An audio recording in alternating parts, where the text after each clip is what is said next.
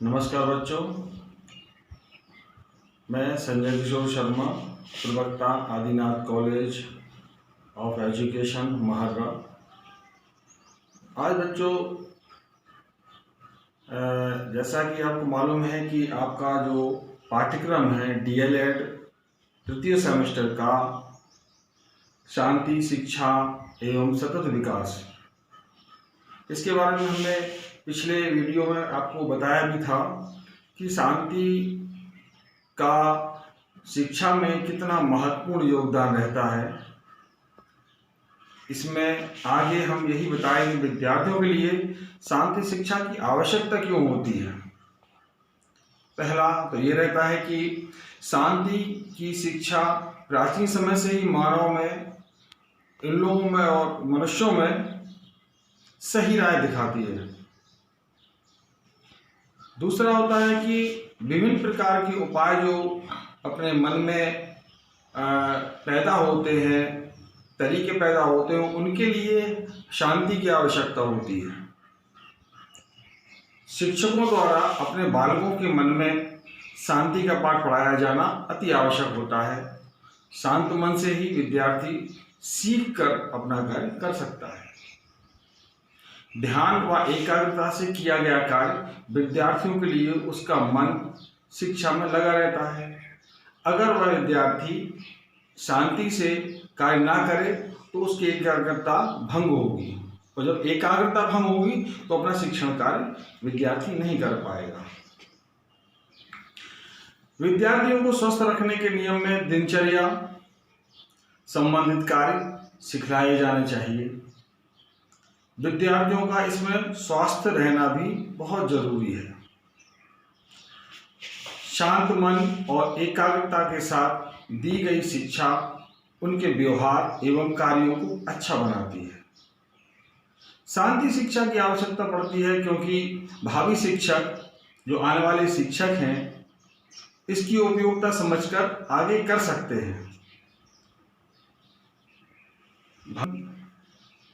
में इन्हीं मूल्यों का महत्व क्या है, शांति का महत्व क्या है, तो शांति शिक्षा में भारतीय संस्कृति का महत्वपूर्ण योगदान रहा है। बालकों के व्यक्तित्व निर्माण में सहायक होती है और विद्यार्थियों के विकास में भी सहायक होती है। व्यक्तित्व विकास में शिक्षा का महत्वपूर्ण योगदान रहता है। शिक्षा के से तात्पर्य बालकों के शारीरिक, मानसिक विकास को सकारात्मक बनाना है।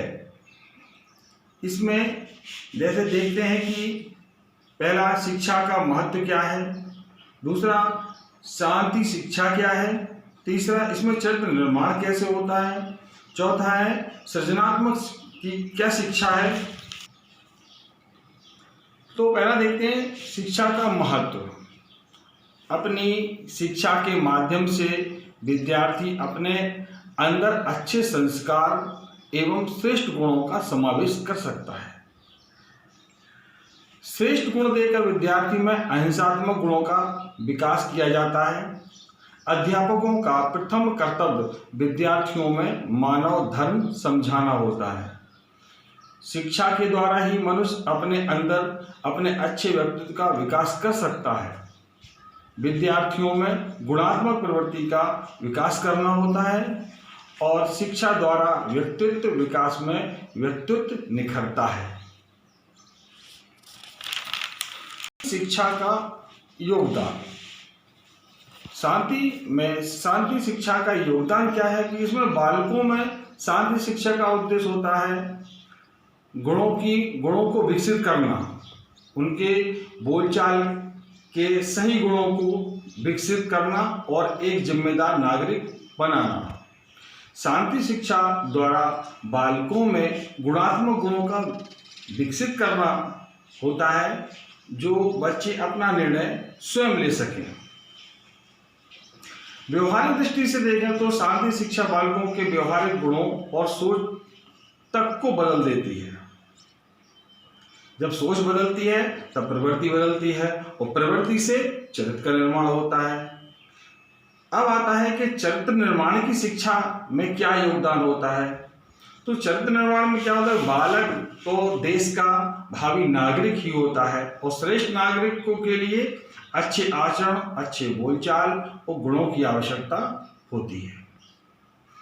प्रत्येक अभिभावक अपने बालकों को उच्च शिक्षा, उच्च चरित्र देना चाहता है, मगर यह चरित्र बनाने के लिए शिक्षक के साथ साथ अभिभावकों को भी जिम्मेदार बनना पड़ता है। बालकों की जिम्मेदारी लेना आवश्यक है। ऐसा नहीं होता है कि बालक को विद्यालय में छोड़ देना ही उचित होगा कि बालकों को विद्यालय में छोड़ दिया, उसका चरित्र निर्माण हो रहा है। चरित्र निर्माण में उनके अभिभावकों का भी उतना ही योगदान होता है जितना कि शिक्षक का योगदान होता है। बालकों को ऐसी शिक्षा देनी चाहिए जिससे कि उसका चरित्र उत्तम बन सके।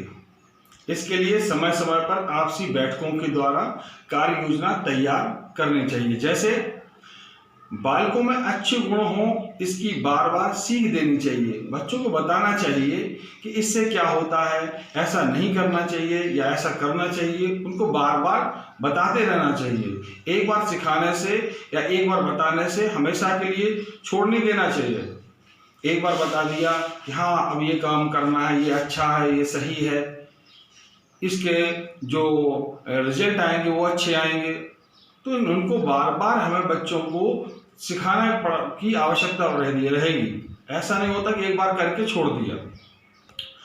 दूसरा होता है कि इनमें सत्य बोलना, आपसी भाईचारा और समय का सदुपयोग और आपसी सहयोग की शिक्षा भी देनी चाहिए, जिसमें बालक आपस में सत्य बोले, आपसी भाईचारा बने, आपसी सहयोग बने और समय का सदुपयोग करना भी सीखें। ये सब समय समय पर बैठक लेने से होता है। बच्चों के साथ, शिक्षकों के साथ, अभिभावकों के साथ समय समय पर बालकों को प्रेरणादायक उदाहरण भी सुनाने चाहिए, बताने चाहिए, कहानियाँ बतानी चाहिए जो प्रेरणादायक हो, जिनसे बच्चे कुछ सीख सकें। चरित्र निर्माण में विद्यालय का जो योगदान होता है, तो चरित्र निर्माण में विद्यालय का सबसे बड़ा योगदान होता है। इस कार्य में संपूर्ण शिक्षक का समुदाय का उत्तरदायित्व बालकों के लिए बनता है, जो चरित्र निर्माण में सहायक होता है। और इसमें सबसे बड़ा जो सहायक होता है वो साहित्यिक होता है। साहित्य किताबें हमारे घर पर इतनी उपलब्ध नहीं होती हैं जितना कि साहित्य हमारे विद्यालय में, लाइब्रेरी में उपलब्ध होता है। इसमें क्या होता है कि सृजनात्मक शिक्षा आगे जो होती है, जब सृजनात्मक का मतलब होता है कोई चीज़ का निर्माण करना, सोच विचार करना, नए नए आविष्कार करना, नए नए कार्य करना, नया व्यवहार, नई चीज़ों का आविष्कार करना, ये सृजनात्मक तरीके होते हैं। और सृजनात्मक तरीके जब आते हैं जब हम एक दूसरे के सामने होते हैं, और एक दूसरे के सामने जब होंगे जब हम विद्यालय में होंगे। सृजनात्मक का आधार होता है बालकों में वृद्धि, विकास के साथ विभिन्न पक्षों में समन्वय स्थापित करते हुए सर्वांगीण विकास करना। फिर होता है कार्य करने की क्षमता सर्वांगीण विकास से ही संभव होती है। सृजनात्मक बालक वो सामान्य बालकों से बिल्कुल भिन्न होते हैं, जिनमें कुछ करने की योग्यता या तो कुछ तरीके होते हैं वो अन्य बालकों से हटके होंगे, वो मेहनती और परिश्रमी होंगे, वो अलग नजर आते हैं। सृजनात्मक बालक परिश्रम करने को हमेशा तत्पर रहते हैं। छात्रों को यह सिखाया जाए कि किसी भी समस्या को विभिन्न दृष्टिकोण से समझकर विश्लेषण किया जाए। सृजनात्मक कार्य कभी अकेले पूर्ण नहीं हो सकता, इसके लिए बालक एक दूसरे के साथ मिलकर सहयोग से, सुझाव से एवं विचार विमर्श से पूर्ण कर सकते हैं। एक विचार को दूसरे विचार के साथ जोड़कर अध्ययन किया जाता है। सृजनात्मक क्रियाएं संवेगात्मक तनाव को दूर करने में सहायक होती हैं। अगला होता है नेतृत्व शिक्षा। और नेतृत्व शिक्षा में क्या होता है कि अभिभावक, बालकों में अभिभावक और शिक्षकों का दोनों का उत्तरदायित्व होता है। जिसमें होता है कि बालकों में एक नेतृत्व की भावना जगाना, और नेतृत्व की भावना जब जगती है जब उसको कोई जिम्मेदारी सौंपी जाए। तो जिम्मेदारी की भावना से ही बालकों में नेतृत्व की भावना जन्म लेती है। आज का काम आज करने की आदत डालना बालकों में नेतृत्व का सबसे ज़्यादा विकास करती है।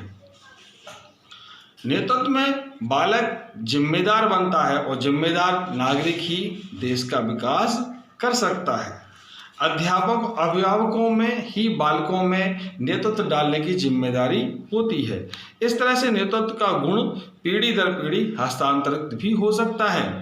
जिम्मेदारी से बोलने बालकों में स्वमूल्यांकन एवं आपसी मूल्यांकन की भावना का विकास होता है और इसकी कमी को सुधारते भी हैं। जब बालक अपनी जिम्मेदारी अपना नेतृत्व